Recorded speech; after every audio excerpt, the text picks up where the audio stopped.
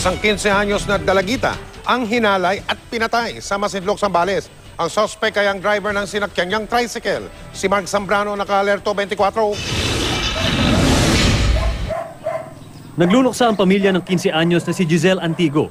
Natagpo ang wala ng buhay kahapon ang dalagita sa bulubunduking bahagi ng Masinloc, Zambales. Wala ng damit pang ibaba. Lumalabas ang investigasyon ng mga pulis.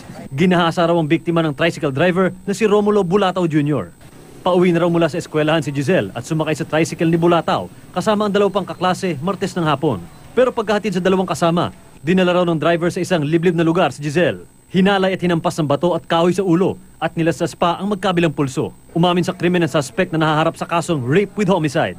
Ang sigaw ngayon ng lolo, hustisya para sa pinakamamahal niyang apo na nakatakda na sanang magpunta sa Amerika. Kung kami masusunod kung ano po ang ginawa niya dito sa apo ko, dapat po ganoon din ang parusa niya. Halos po, buong Masinloc po, natawag na.